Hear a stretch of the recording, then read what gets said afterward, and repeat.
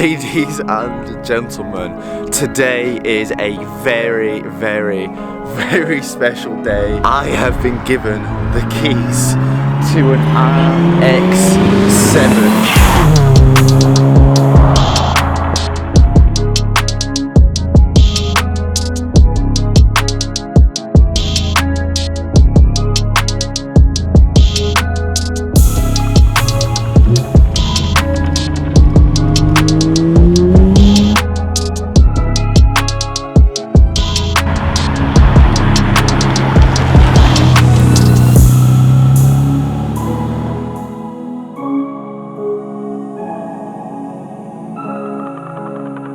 Look at this fucking car. We're actually down with 7 days performance. We've come down here and they've got an array of cars. They actually give me the choice between this and an S15. I decided to take this because I have never ever driven an RX7 and I've never driven a boosted rotary. They're actually raffling this car off. So this draw ends on the 23rd of January. There'll be links in the description below. If you use my code, you can actually get a 10% discount. You can actually win this exact car for less than £3. So fucking excited to drive this car. It's a little bit bright where we're standing right now, but I don't really know where we are, so I've had to just wing it. Here is this absolutely beautiful RX7. Oh my fucking god. So this is a 1991, I believe, RX7. So if you don't know much about these cars, they are a twin rotor, twin turbo. So this is a terrible location for filming, but I just didn't want to drive this car for longer than I had to before I've done the intro. So I've done the intro.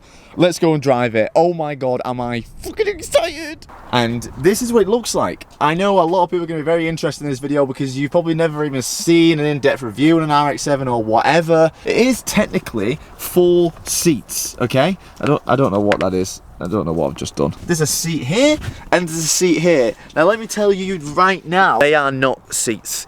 They are definitely not seats. I have no idea why the hell they're even in there. Like, you cannot fit people in there. I've barely fit a bag behind there. Like, there is no, look at that. There is no way you could fit a person in there.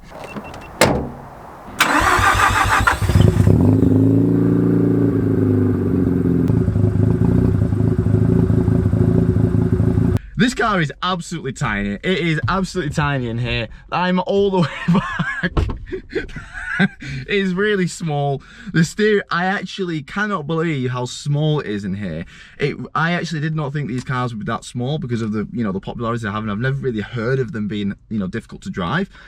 It is probably smaller than an MX-5 in here. Probably either similar or maybe a little bit smaller than Mark 1 MX-5. Very similar. I'm struggling to find the differences at the minute. It's tiny in here. It's absolutely tiny. This has a engine rebuild. Obviously, it's a rotary, and it's still running the standard turbos. So with that rebuild and the mods that we've got, so we've got an exhaust filter, etc. We have got an uprated clutch as well, which it'll be definitely a little bit of a challenge for someone who's used to driving normal clutches.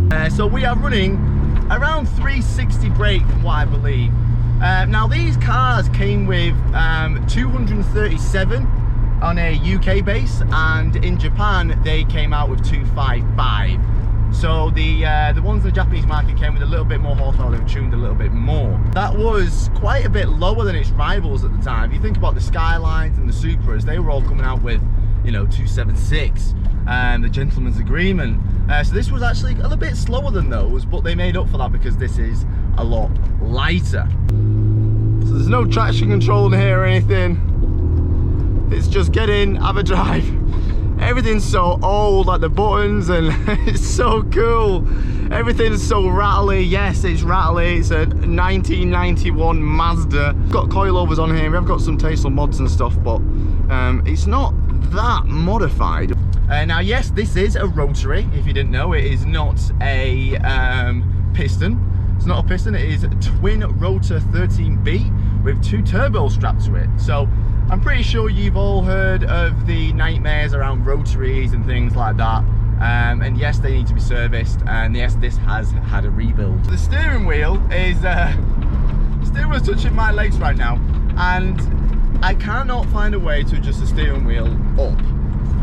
I just can't. I've been trying to figure it. I've been fumbling about for about 15 minutes, and I can't find a way to build it up. So seeing the gauges is a little bit difficult. I wish the steering wheel was up here. I feel like I'd have more control of the car. The steering wheel is really low. There probably is a way to change it, but I'm just being stupid. Now this is very interesting to drive because you are so low, and this thing is literally the size of an MX-5, but you've got like 400 horsepower. These things are scary because you have to rev the absolute nuts off them, right? And it's a bit wet today.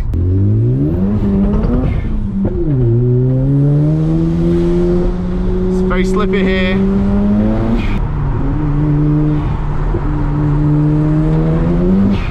Fucking hell. Gee, it's so small, it makes it terrifying. I'm literally pulling off at like 6k. Just being an absolute pussy right now. The thing is, it's like, it's not like a new car. Like, you have to be really careful with the gears. It is really just not that easy car to drive. This is a handful to drive.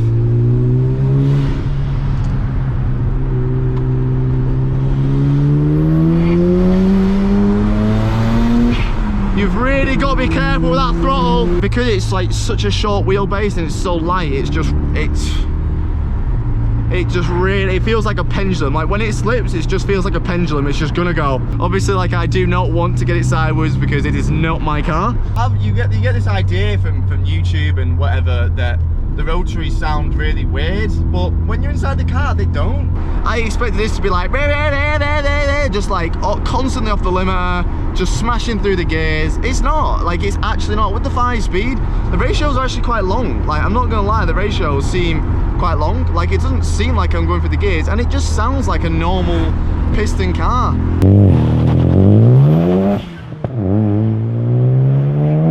The box is like super notchy and super old, which is, for me, is awesome. It feels great. It just reminds me of my Sora. Yeah, it's really not a car that you can just absolutely be banging through gears, bang, bang, bang, bang, because the box just, it isn't up to the job. Like, it's an old school box. Fucking hell. I'm not even going fast. That hasn't been converted. That's kilometers, I think. It's gotta be. Or maybe it isn't. Maybe I was going fast. You can easily money shift this, easily. You can really tell how you're in an old car. I mean, I've been used to driving a lot of new cars recently. It's been a while since I've got in something like this. Fucking kind of loop. I'm an RX7, bro. You really have to be conscious of everything you're doing. It's so fun to get back into. Yeah, they're not the sort of cars that you're going to be able to bang around country lanes and go as fast as your mate in his RS3, because you're not. You just not. But this is what driving is all about. This is an investment. This is absolutely everything, you know? This is everything a machine should be. Yeah, it's not reliable. Yeah, it's not that easy to use. No, it's everything that machine shouldn't be. So cool being in a car this iconic. It is just so cool. You know, it's very rare you get moments like this of being able to drive cars like this. So again, huge thank you to 7 Days. Honestly, huge thank you to 7 Days Performance for letting me come and drive this. They've actually said I can take any of their cars out as well, so expect to see some good reviews over the next coming months. You would think you were getting a car like this and it'd be like super vague and just super, you think that it would just feel, and don't get me wrong, I've been in a lot of Japanese cars, it just feels like they always need an alignment. The feedback isn't the best through the wheel. Like it's a little bit vague, don't get me wrong, but in terms of anything else I've driven from this era, it's all right. Actually quite direct. You really can't beat the noise of, see, the handling's actually all right. You really can't beat the noise of like old school. Oh god, what's happened here? There's just no storage in here. From what I've seen, there's no cup holders. There's no like anywhere to put coins, maybe a little bit in there. What the hell are they for? I have no idea. There's the lack of storage. This is really not like a touring car or a long journey car. This is, oh, these speed bumps, why did I come this way? But like, we've got a glove the glove, oh my god, is literally a glove box. You could fit gloves in there, and that's about it, really.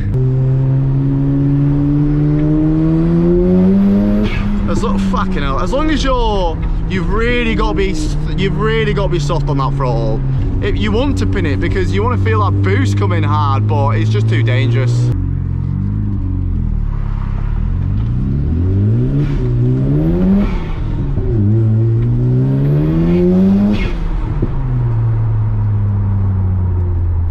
And imagine rocking up to a meet in this. You'd be the man. You'd be the absolute man.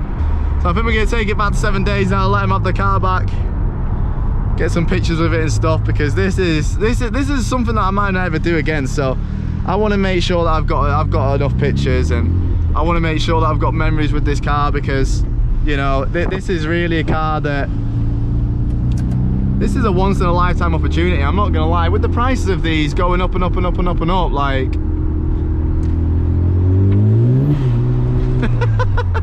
harder and harder and harder to own a car like this. It's just, it's insane, and it's nice to give you guys the opportunity as well. Shit, is that, oh, I need to go down there, fuck. Suppose once you get used to this car, and obviously just how the chassis reacts, you can have a lot of fun in it.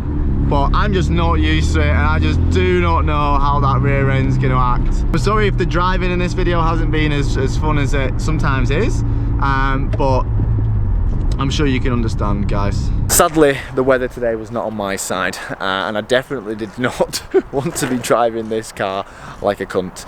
So we've had fun, and look at this as a car you can just cruise, and it just gives you so much experience. And I've learned a lot about these cars. It's totally different to what I expected. Totally different from what I said in the video. But I can tick off the fact I have drove an FD RX7. So thanks for watching, everyone. Hopefully there are many cool cars over there. You might be able to just see them in the 7 days lot. But thank you very much. I love you all. Thanks for watching, and don't forget to buy a ticket to this absolute beast.